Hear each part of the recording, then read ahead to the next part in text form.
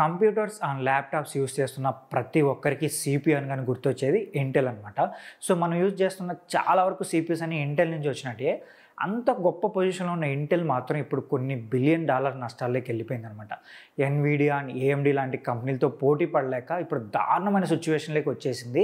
అసలు ఇంటెల్కి ఏమైంది, ఇన్ని కోట్ల నష్టం ఎందుకు వచ్చింది అనేది ఈ వీడియోలో తెలుసుకుందాం. ఈ వీడియో చాలా అంటే చాలా ఇంట్రెస్టింగ్గా ఉంటుంది. సో మీరు కానీ మా ఛానల్ సబ్స్క్రైబ్ చేసుకున్నారంటే మాత్రం ఇలాంటి మోర్ ఇంట్రెస్టింగ్ వీడియోస్ అయితే మీ ముందుకు వచ్చేస్తాను.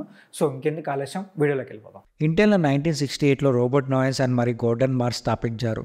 వీరిద్దరు ఇంటిగ్రేటెడ్ సర్క్యూట్ ఆవిష్కరణలో కీలక వ్యక్తులు. ప్రపంచంలోనే మొట్టమొదటి మైక్రో ప్రాసెసర్ అయిన ఇంటెల్ 4004ను 1971లో ప్రవేశపెట్టడం ద్వారా సెమీ కండక్టర్ టెక్నాలజీలో ఇంటెల్ కంపెనీ త్వరగా ఫస్ట్ ప్లేస్కి వచ్చింది. మొదట్లో ఈ కంపెనీ DRAMని తయారు చేయాలని లక్ష్యంతో క్రియేట్ చేశారు, అంటే డైనమిక్ ర్యాండమ్ యాక్సెస్ మెమరీ. తర్వాత కాలంలో ఇంటెల్ కంపెనీ పర్సనల్ కంప్యూటర్స్కి అవసరమైన మైక్రో ప్రాసెసర్ని తయారు చేయడం స్టార్ట్ చేసింది. అయితే ప్రతి ఒక్క కంపెనీ హిస్టరీలో ఒక టర్నింగ్ పాయింట్ అన్నట్టు ఇంటెల్ కంపెనీకి కూడా ఒక టర్నింగ్ పాయింట్ ఉంది. 1980లో IBM కంపెనీ వాళ్ళు వాళ్ళ పర్సనల్ కంప్యూటర్స్లో ఇంటెల్ కంపెనీ యొక్క ప్రొసెసర్ చిప్స్ని యూజ్ చేయడానికి ఇంటెల్తో ఒక డీల్ చేసుకుంది. అయితే అక్కడ నుండి ఇంటెల్ కంపెనీ వెనక్కి తిరిగి చూసుకోవాల్సిన అవసరం రాలేదు. ప్రపంచవ్యాప్తంగా IBM కంప్యూటర్స్లు ఎంత ఫేమస్ అయ్యాయో అందులో యూజ్ చేసే ఇంటెల్ ప్రాసెసర్స్ కూడా అంతే ఫేమస్ అయ్యాయి. 2010 వచ్చేటప్పటికి ఇంటెల్ కంపెనీ సెమీ కండక్టర్ బిజినెస్లో ప్రపంచంలో వన్ ఆఫ్ ద లార్జెస్ట్ కంపెనీగా ఎదిగింది. అయితే బాగా వెళ్తున్న టైంలో బిజినెస్లోకి ARM అనే ఎన్విడియా అనే కంపెనీలు వచ్చాయి. ARM మొబైల్ ప్రాసెసర్ని తయారు చేస్తుంది, అలాగే ఎన్విడియా గ్రాఫిక్ ప్రాసెసర్ యూనిట్స్ అయిన GPUని తయారు చేస్తుంది. అయితే ఇవి రెండు డిఫరెంట్, కానీ ఈ రెండు కంపెనీస్ వల్ల ఇంటెల్ నష్టపోయింది. డైరెక్ట్గా ఇంటెల్ కంపెనీతో పోటీ పడకపోయినా ఇండైరెక్ట్గా ఇంటెల్ కంపెనీ ఫెయిల్ అవ్వడానికి వీళ్ళు చాలా పెద్ద రోల్ ప్లే చేశారని చెప్పాలి. అయితే ఒక టైంలో మొబైల్ ఫోన్స్ అంత డిమాండ్ లేవు. స్లోగా మొబైల్ ఫోన్ బిజినెస్ ఎవరు అందుకోలేని ప్లేస్కి వచ్చింది. ఇక్కడ ఇంటెల్ చేసిన తప్పు ఏంటంటే, ఫస్ట్ ఐఫోన్ డెవలప్మెంట్ చేస్తున్నప్పుడు అంటే 2007లో స్టీవ్ జాబ్స్ ఇంటెల్ దగ్గరికి వెళ్ళి ఐఫోన్లో యూస్ చేసే ప్రాసెసర్ని తయారు చేయమని అడుగుతాడు. అయితే ఇంటెల్ ఏం చేసిందంటే మా బ్రాండ్ వాల్యూ ఎక్కువ అని చెప్పి యాపిల్ నుండి ఎక్కువ డిమాండ్ చేసిందంట. ఆ తర్వాత కొన్ని రోజులకి డీల్ని క్యాన్సిల్ చేసుకుంది ఇంటెల్. తర్వాత యాపిల్ శాంసంగ్ ప్రాసెసర్ని యూజ్ చేయడం స్టార్ట్ చేసింది. తర్వాత కొంతకాలానికి యాపిల్ కంపెనీ సొంతంగా వాళ్ళ ఐఫోన్ ప్రాసెసర్ చిప్స్ని తయారు చేయడం స్టార్ట్ చేసింది. అయితే ఇంటెల్ కంపెనీ కోల్పోయింది కేవలం యాపిల్ డీల్ మాత్రమే కాదు. 2010 టైంకి ప్రపంచవ్యాప్తంగా స్మార్ట్ ఫోన్ రెవల్యూషన్ స్టార్ట్ అయింది. సో మొత్తం స్మార్ట్ ఫోన్ బిజినెస్ పోయిందనే చెప్పాలి ఇంటెల్కి. ప్రజలంతా స్మార్ట్ ఫోన్స్ని కంప్యూటర్స్కి సమానంగా వాడుతున్నారు. కంప్యూటర్స్ చేయలేని కొన్ని పనులు కూడా స్మార్ట్ ఫోన్సే చేస్తున్నాయి. అయితే అదే టైంలో ARM కంపెనీ ఏం చేసిందంటే, తక్కువ పవర్ని కన్జ్యూమ్ చేసి మంచి పర్ఫార్మెన్స్ ఇవ్వగల మొబైల్ ప్రాసెసర్ని తయారు చేసింది. ఇంకా అక్కడ నుంచి మొబైల్ ప్రాసెస్ బిజినెస్ని ARM కంపెనీ సొంతం చేసుకుంది. తర్వాత కొంతకాలానికి క్వాల్కమ్ అండ్ శాంసంగ్ లాంటి కంపెనీలు స్మార్ట్ ఫోన్ ఇండస్ట్రీలో వచ్చి ఈ బిజినెస్ని బాగా యూస్ చేసుకోవడం స్టార్ట్ చేశాయి. ఎప్పటికప్పుడు అడ్వాన్స్ టెక్నాలజీ యూస్ చేసి మంచి ప్రాసెసర్ని తయారు చేయడం స్టార్ట్ చేశారు. అక్కడి నుంచి వాళ్ళ షేర్ బాగా పెరుగుతూ వచ్చింది. ఇంటెల్కి మొబైల్ ప్రాసెసర్స్ బిజినెస్ డౌన్ అవుతూ వచ్చింది. ఆ తర్వాత కొంతకాలానికి అంటే 2016లో కంప్లీట్గా ఇంటెల్ వాళ్ళ మొబైల్ ప్రాసెసర్స్ బిజినెస్ని క్లోజ్ చేశారు. సరే, మొబైల్ ప్రాసెసర్స్ బిజినెస్ అయితే క్లోజ్ చేశారు, కానీ ఇంటెల్ మరో తప్పు చేసింది.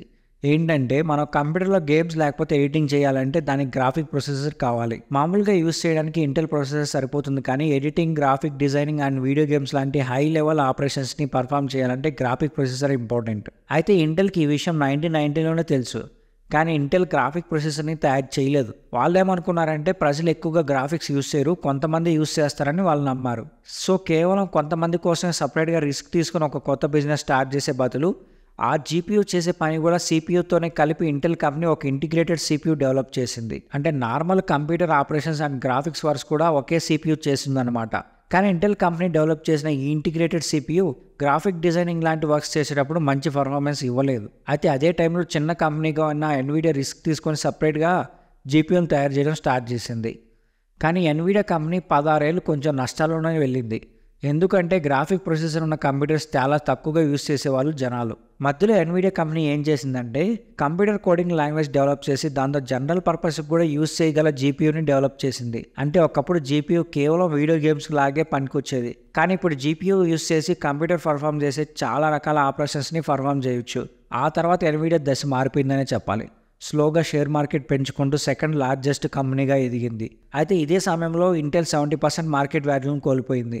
అమెరికా స్టాక్ మార్కెట్లో ఇంటెల్ కంపెనీ షేర్ ప్రైసెస్ 70 నుండి 19 పడిపోయింది. ఇంటెల్ ఇప్పుడు టాప్ 10 లిస్ట్లో కాదు కదా, కనీసం 100 లిస్ట్లో కూడా ఎక్కడా కనిపించదు. 2000 వచ్చే నాటికి ఇంటెల్ కంపెనీ పూర్తిగా మొబైల్ ప్రాసెస్ బిజినెస్ని కోల్పోయింది, GPU బిజినెస్ని కూడా కోల్పోయింది. ఇప్పుడు వాళ్ళకి మిగిలిందల్లా CPU బిజినెస్ మాత్రమే. ఇందులో అయినా వాళ్ళు ఫుల్ పొటెన్షియల్తో పనిచేస్తున్నారంటే నో అనే చెప్పాలి. ఇక్కడ కూడా ఇంటెల్కి AMD అనే కంపెనీ చాలా బలమైన పోటీని ఇస్తుంది. కొంతమందికి AMD అనే కంపెనీ గురించి తెలియకపోవచ్చు. ఇంటెల్కి కాంపిటీషన్గా వచ్చింది AMD కంపెనీ. ఈ కంపెనీ కూడా దాదాపు ఇంటెల్తోనే స్టార్ట్ అయింది. 2022లో ఇంటెల్ని దాటేసి దాదాపు $242 బిలియన్ కంపెనీగా ఎదిగింది. మరోవైపు 2020లో $280 బిలియన్ కంపెనీగా ఉన్న ఇంటెల్ 2024 వచ్చేటానికి $84 బిలియన్ పడిపోయింది. ఒకప్పుడు CPU బిజినెస్లో కింగ్లా ఉన్న ఇంటెల్ మాత్రం ఇప్పుడు చాలా అంటే చాలా డౌన్ అయిపోయింది అనమాట.